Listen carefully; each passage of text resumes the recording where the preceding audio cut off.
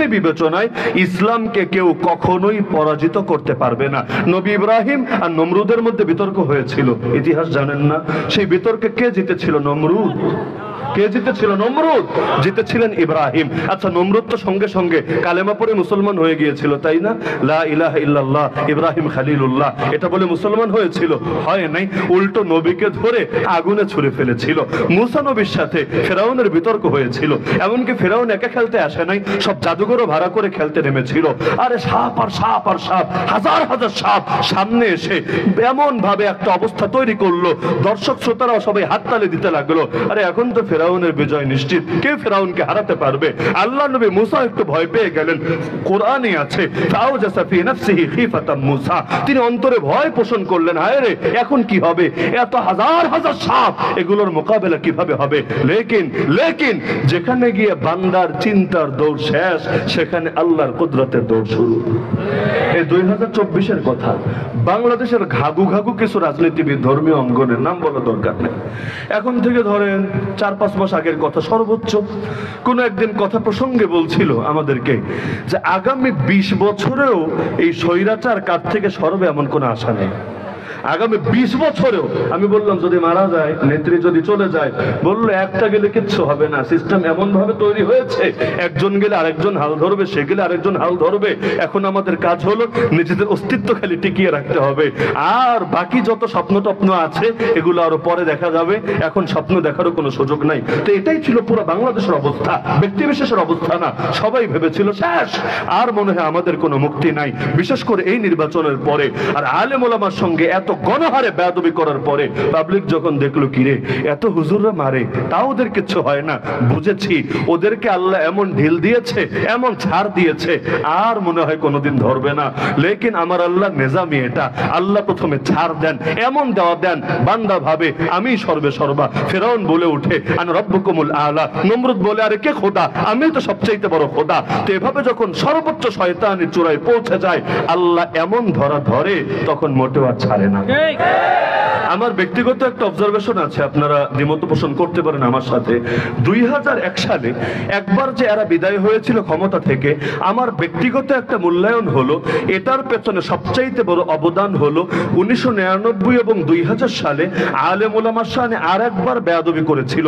শাইখুল হাদিসকে জেলে ভরেছে, মুফতি আমিনীকে জেলে ভরেছে, মুফতি ইজহারকে জেলে ভরেছে রাহিমাহুমুল্লাহ ওয়া হাফিজাহুল্লাহ। যিনি জীবিত আছেন একজনই জীবিত, আর বাকি অধিকাংশই দুনিয়া থেকে চলে গিয়েছেন। তাদের সামনে একবার বেয়াদবি করেছে। 2001-এ আল্লাহ একটা হলুদ কার্ড দেখিয়েছে, আরে এখনো সময় আছে, একবারের মতো তোদেরকে পাঠিয়ে দিলাম মাঠের বাইরে, এখনো সময় আছে, ভালো হয়ে ফিরে আস, না হলে আরেকবার কিন্তু ধরবো।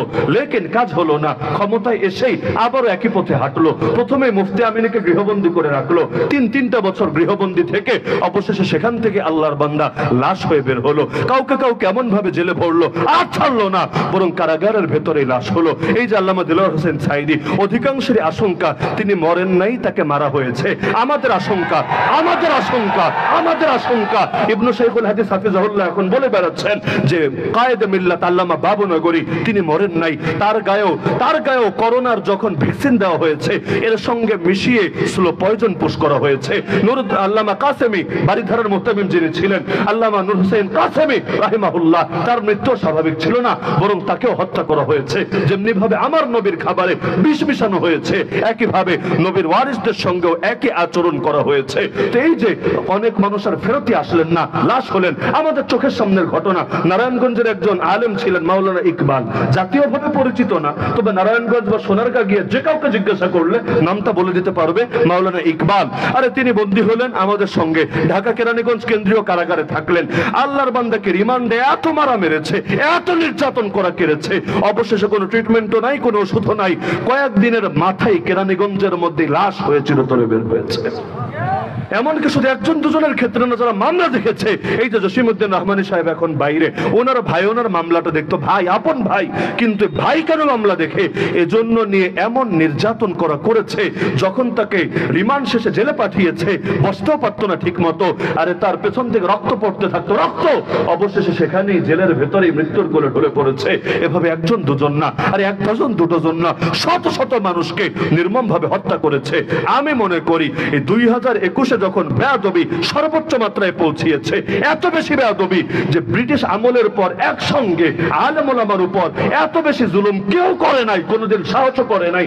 এমনকি সেনা শাসকদের সময়ও এত বড় বুকের পাঠে কারো হয় নাই। এই চূড়ান্ত বেয়াদবি যখন করেছে, আর 2024-এ এসে আল্লাহ জামানার আবাবিলদেরকে দিয়ে, জামানার বাচ্চা বাচ্চা আবাবিলদেরকে দিয়ে লাল কার্ড দেখিয়ে দেশ থেকে বিদায় করে নিয়েছে।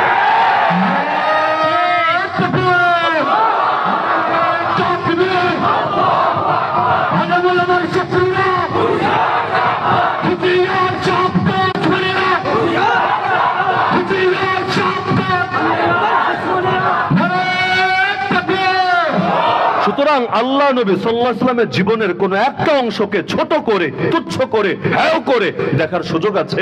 নবীর জীবনের একটা অংশকে যে ছোট চোখে দেখলো, সে মূলত কোরআনকে ছোট করলো, সে মূলত আল্লাহকে ছোট করলো, সে মূলত ইসলামকে অবজ্ঞা করলো, হেয় করলো, তুচ্ছ করলো। আমার নবী যেমন মহান, আমার নবীর জীবনের প্রতিটা আদর্শ মহান। আমার নবী যেমন অনুসরণীয়, তার জীবনের প্রতিটা আদর্শ অনুসরণীয়। আরে কাফের মুশরিকরা ভালো বলুক আর মন্দ বলুক, তারা পক্ষে থাকুক আর তারা বিপক্ষে থাকুক, যারাই নবীকে ভালোবাসে তারা আল্লাহ নবীর প্রতিটা আমানতি জান দিয়ে হলো রক্ষা করার চেষ্টা করে। এই কোরআন নবীর পৌঁছানো আমানত, এই দিন নবীর দেওয়া আমানত। আল্লাহ নবী সাল্লাল্লাহু আলাইহি ওয়াসাল্লাম বিদায় হজের ময়দানে দাঁড়িয়ে শুক্রবার দিন আসরের নামাজের পরে 100 লক্ষ সাহাবীর সামনে প্রশ্ন ছুড়ে দিলেন, আলা হাল বাল্লাগতুর রিসালা, আরে শোনো তোমরা, আমি কি আমার রাসূল হিসাবে রিসালাতের বার্তা সম্পূর্ণ পৌঁছে দিয়েছি তোমাদের কাছে? মুহূর্তের মধ্যে 100 লক্ষ সাহাবীর কণ্ঠ একসঙ্গে গর্জে উঠলো। তারা বললেন, বাল্লাগতার রিসালা ওয়া আদাইতাল আমানা ওয়া নাসাহতাল উম্মাহ ওয়া কাশাফতাল গুম্মা। অবশ্যই আপনি রিসালাতের বার্তা সম্পূর্ণ পৌঁছে দিয়েছেন, আপনার কাছে রব যে আমানত দিয়েছেন, আমানত পুরোপুরি আদায় করেছেন, আপনি উম্মতের জন্য সর্বোচ্চ কল্যাণকামী হয়েছেন, আপনি অন্ধকারের পর্দাকে চিরতরে উন্মোচিত করে দিয়েছেন। আমার নবীর মুখে হাসি ফুটে উঠলো। আমার নবী সঙ্গে সঙ্গে আসমানের দিকে তাকিয়ে আল্লাহকে বলে উঠলেন, আল্লাহুম্মা ফাশহাদ, আল্লাহুম্মা ফাশহাদ, আল্লাহুম্মা ফাশহাদ। হে আল্লাহ, সুতরাং আপনি সাক্ষী থাকুন, আপনি সাক্ষী থাকুন, আপনি সাক্ষী থাকুন। আপনার বান্দারাও বলেছে আমি নাকি কিছুই গোপন করি নাই, সব পৌঁছে দিয়েছি। তো মানুষ আর কি বলেছে? আল্লাহ নিজে এবার আয়াত নাজিল করে দিলেন কোরআন মাজিদের 6 নম্বর পারা সূরাতুল মাইদা 3 নম্বর আয়াত, আল ইয়াউমা আকমালতু লাকুম দীনাকুম ওয়া আতমামতু আলাইকুম নি'মাতি ওয়া রাদিতু লাকুমুল ইসলাম দীনা। আজ আমি তোমাদের জন্য তোমাদের দ্বীনকে পরিপূর্ণ করে দিলাম, তোমাদের উপর আমার নিয়ামতকে পূর্ণতা দিলাম এবং ইসলামকে তোমাদের একমাত্র জীবনাদর্শ, জীবন ব্যবস্থা হিসাবে মনোনীত করে দিলাম। তাহলে আমার নবী যে আদর্শ পৌঁছিয়েছেন সেটা পূর্ণাঙ্গ না অপূর্ণাঙ্গ? যদি পূর্ণাঙ্গ হয় কিছু বাড়ানোও লাগবে না, যদি পূর্ণাঙ্গ হয় কোনো কিছু কম করাও এখানে উচিত হবে না। তো নবী যে ইসলাম আমাদেরকে দিয়েছেন তাতে নামাজ রোজা আছে কিনা, তাতে হজ যাকাত আছে কিনা, তাতে ইলম জিকির দাওয়াত আছে কিনা, আরে তার মধ্যে জিহাদ আর খেলাফত আছে কিনা, তার মধ্যে দ্বীন কায়েমের কথা আছে কিনা, তার মধ্যে মাজলুম উম্মতের জন্য নিজের জান ফিদা করার কথা আছে কিনা? যদি থাকে তা আল্লাহ নবীর জীবনের এক অংশ ধরবেন আর এক অংশ পুরো গুম করে দিবেন। এই অধিকার আপনাকে কে দিয়েছে? নামাজের কথা শুনলে ভালো লাগে, জিহাদের কথা শুনলে গায়ের মধ্যে, লেঞ্জার মধ্যে আগুন জ্বলে ওঠে। বুঝতে হবে আপনি এখনো নবীর আশিক হতে পারেন নাই, আপনার নাম এখন আবু জাহালের আশিকের খাতায় লেখা আছে। কারণ প্রকৃত আশিক যদি হয় নবীর প্রতিটা আদর্শ, প্রতিটা আমানতকেই জানের বিনিময় হলো রক্ষা করবে। আরে নবীর চাদর যদি আপনি হাতে পেয়ে যান কোনোদিন, যেই চাদর আল্লাহ নবী গায়ে দিতেন, নবীর দাড়ি মোবারক তুরস্কের জাদুঘরে আজও সংরক্ষিত আছে, আপনি যদি হাতে পেয়ে যান কতটা যত্নে আপনি আগলে রাখবেন। এমনকি নিজে মরার আগেও নিজের বাচ্চাকে অথবা বড় কোনো আলেমকে আপনি এটা উপহার হিসেবে দিয়ে যাবেন। প্রতিটা মানুষ, দারুল দেওবন্দের সফরে যে গেলাম আমি মাস দেড়েক আগে, সেখানে গিয়ে দেখলাম দারুল দেওবন্দের অফিস কক্ষের মধ্যে একটা জিনিস সবুজ রুমাল দিয়ে ঢাকা আছে। রুমালটা উঠালাম, উপরেই লেখা আছে সেখানে যে আল্লাহ নবী সাল্লাল্লাহু আলাইহি ওয়াসাল্লাম যে রুমালটা ব্যবহার করতেন সেই রুমালের একটা অংশ, সেই রুমালের একটা অংশ নবীর